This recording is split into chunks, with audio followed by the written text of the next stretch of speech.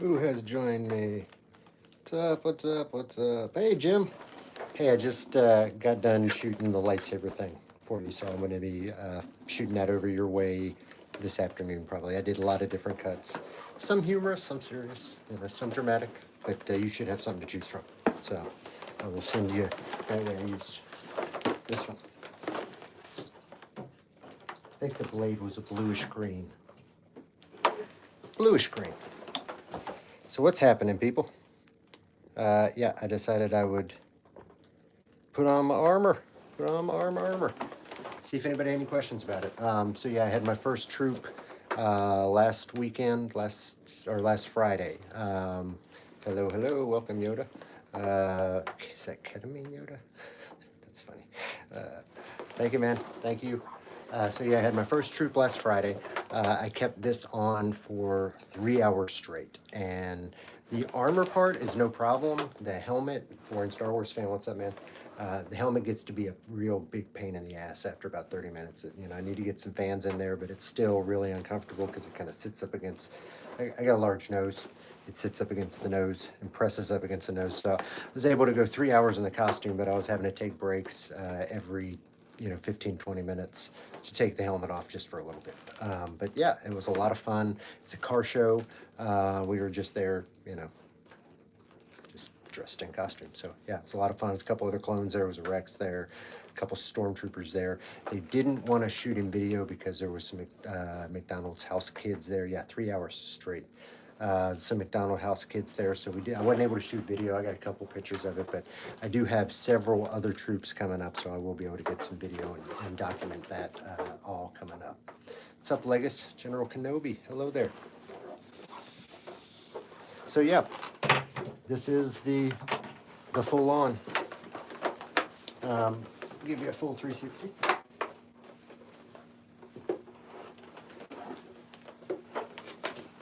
And you got a whole lot of movement in it. Kylo armor. I got the Kylo helmet here. The costume's over there.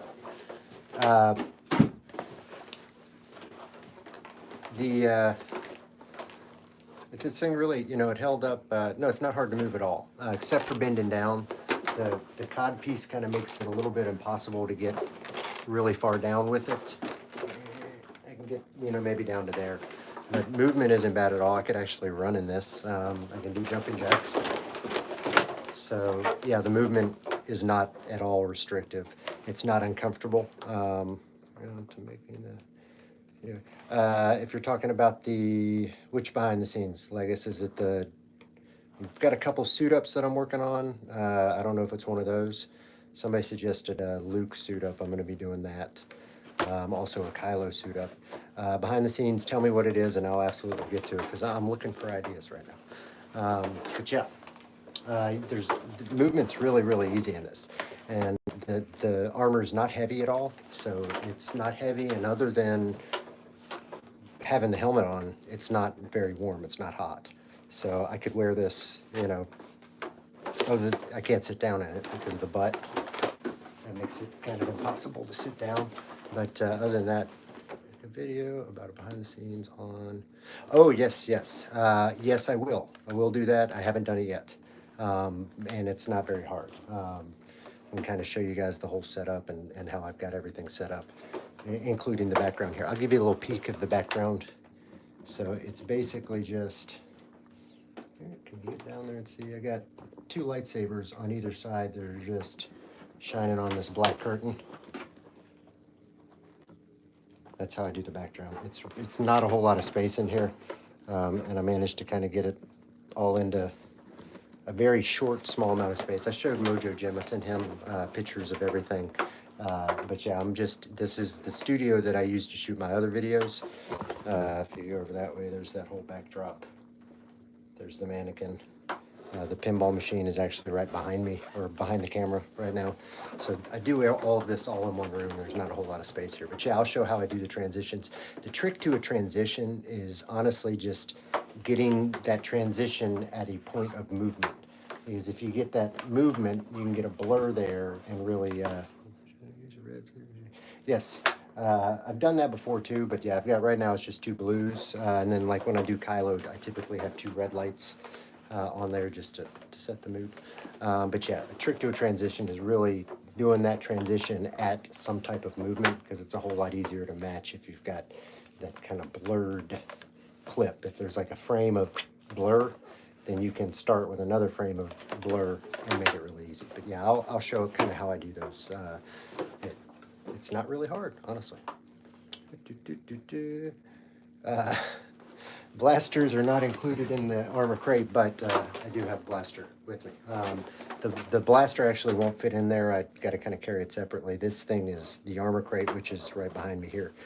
Let me show you all that. I think there's a video on that if you want to see it. But yeah, this armor crate here is just big enough to fit all the armor. I can't even get the helmet in it with it because the armor is really tight. So I typically bring the blaster separate. I've got the little one, and then I've also got the big one.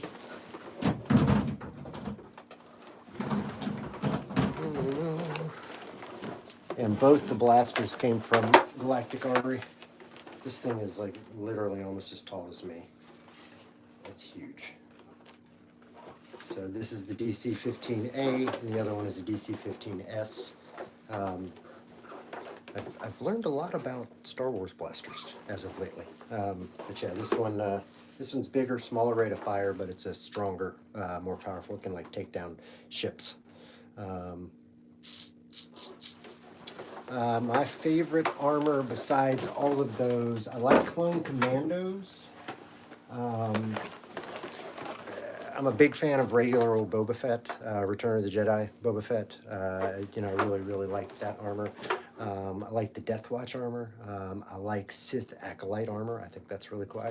There's really not a Star Wars armor that I don't like. I do have a couple that I'm going to build. I've got another clone coming up that I'm going to be building, kind of a more specific clone, and then I've got to do the classic TK Stormtrooper. So I'll be doing a standard TK Stormtrooper as well. I've got both those builds scheduled as soon as I get the armor.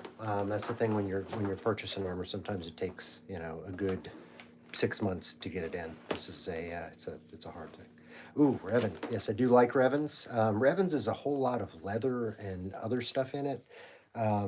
So I don't think I would do it initially, although if they do the game or the movie or whatever it was they were talking about doing with Revan, and they may change up the costume and I could do that. But I love his mask. I love the full helmet version of it.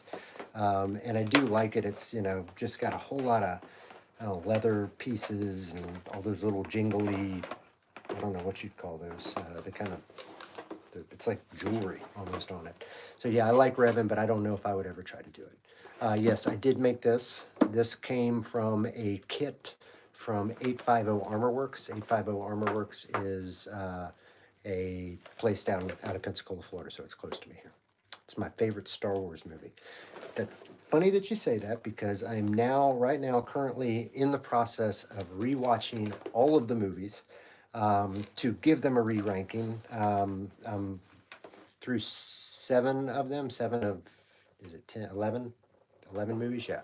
So I still got a couple more to go, but the favorite is typically, it's going to be one of the original trilogies. I think it's going to be the original Star Wars.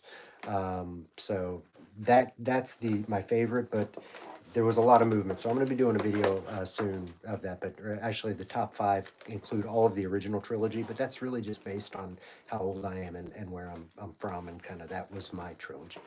How much did I pay for all these? This one, I've got actually a video in my thing that details exactly how much this cost. It was around $1,500, and that's building it myself.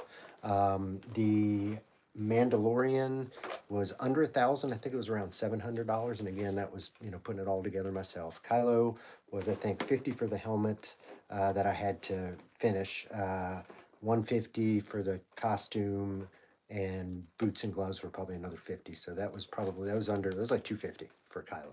And then my Jedi was probably about $500 with all told, the boots, the robe, the tunic, all of that. My Luke Skywalker, which I forgot that I had until the other day and somebody brought it up, was $50. So $50. Yeah, these tend to get expensive. An armor kit unfinished is going to run you around $600 to $750, and then you're going to have to get the soft parts, the underparts, the boots, the helmet, the gloves, and then all the materials to finish it. So the armor tends to get expensive. It tends to get a little bit expensive. More questions, let me know, guys. What do you want to know about this? Yes, I did build it all myself. I'm going to suit down here in a minute, so that'll kind of show you guys how it all goes together and you know, how everything goes on here. It's actually really easy to wear, and there's not a whole lot of harnessing involved. There's one belt underneath that holds the thighs up, and then there's clips that clip into these shoulder bells that attach to the biceps. Everything else kind of just sits there. Oh yeah, do a Revan, man. Revan's good. Vader is really tough. Vader is one of the most expensive if you're looking for like 501st, even if you're not looking for 501st accuracy. All the costumes together. Well, I mean, I can't put them all on at the same time, but yeah, absolutely. I can do a video that would kind of bring them all together, but that's, you know, all of them are over here on hangers. So I've got the Mando here. Kylo here. So they're all really within easy reach. Yeah, but there's a younger version. It's like kind of a cadets thing on there that you can join, and the costume requirements are nowhere near as specific. And yeah, so look it up. It's on the website. There's a thing for younger than 18-year-olds that are interested in Star Wars costuming. It's kind of affiliated with the 501st. Yeah, so, and I will attempt to get my other, it's my favorite regiment. I mean, it's the 501st, and then after that,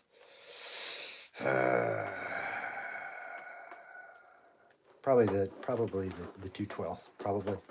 You know, I know that's kind of cliche, but, and my favorite clone, I don't know, I don't think anybody should have an answer other than Rex, because because of his Rebels story arc, but he's, to me, the most fleshed out of them. So yeah. Yep. Yeah, the Vaders tend to be expensive too. Yeah, if you want to do a Vader, it ends up being like, even if you're doing a cheap costume version, it's still going to cost you, you know, $1,000 for it. He runs expensive.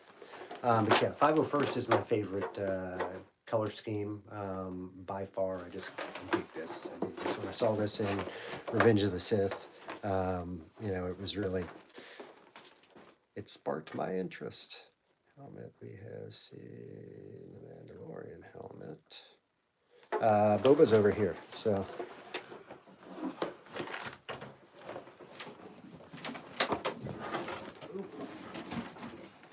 Actually, I can't get him out right now.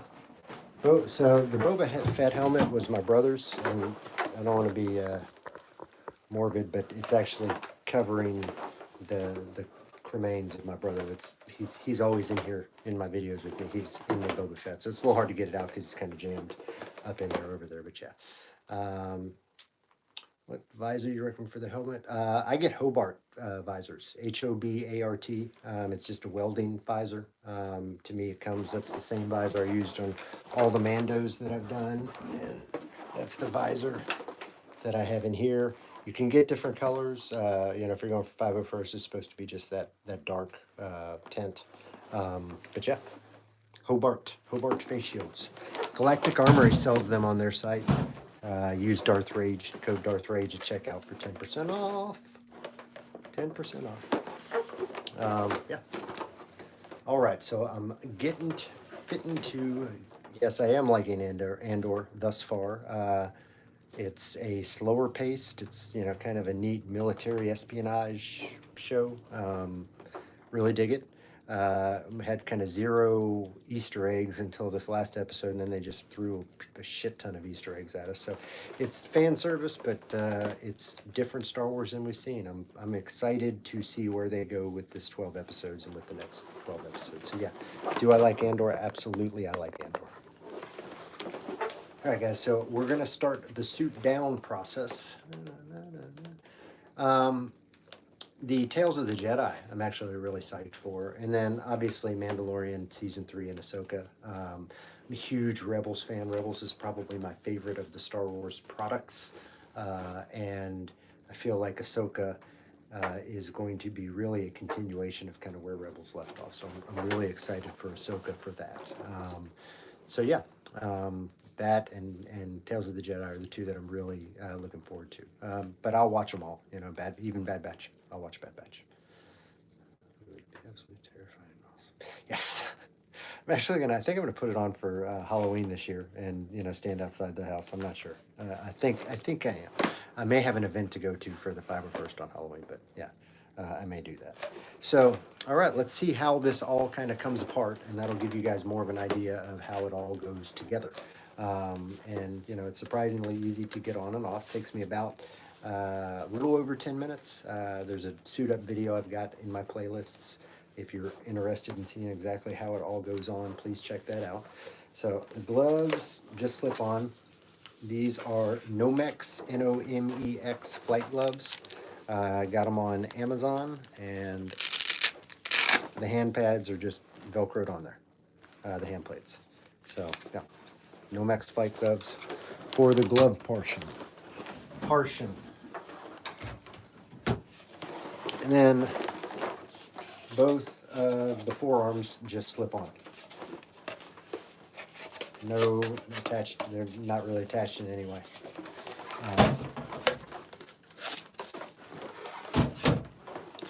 Elbows and knees are really identical. So they've got that outer fake kind of strap and then an elastic strap on the inner part that holds everything in place. Both sides. And then the shoulder bells are clipped in. So I got a clip there, and then a clip that's attached to my neck seal. That sits on there.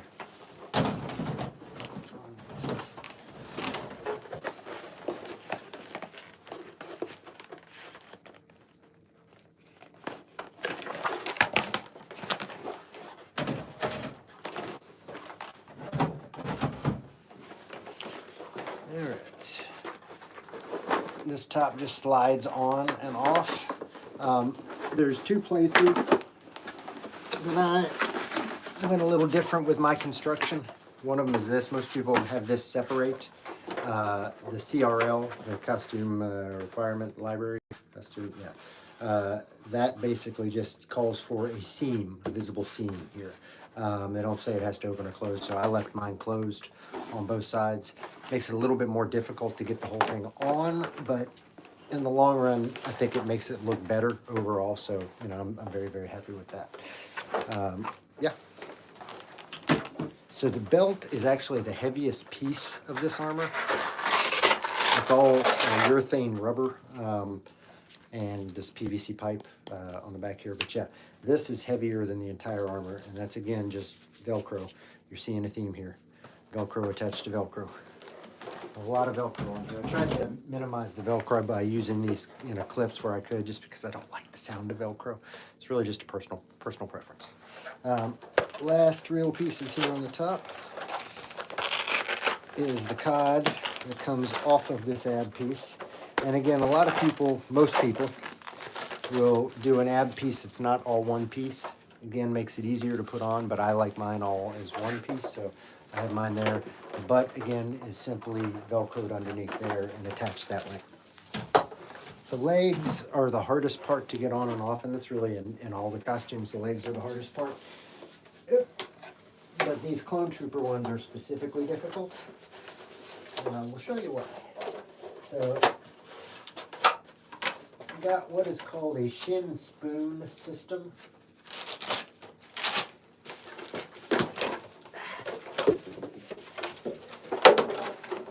Alright. First, here's the shoe. All one big piece of Velcro that kind of comes off on there, so it makes it really easy to get those on. That's kind of cool. These are from Imperial Boots. Imperial Boots. So this is the shin. The shin is actually two pieces, but it can't look like it's two pieces. It all has to have appear like it's one solid seam.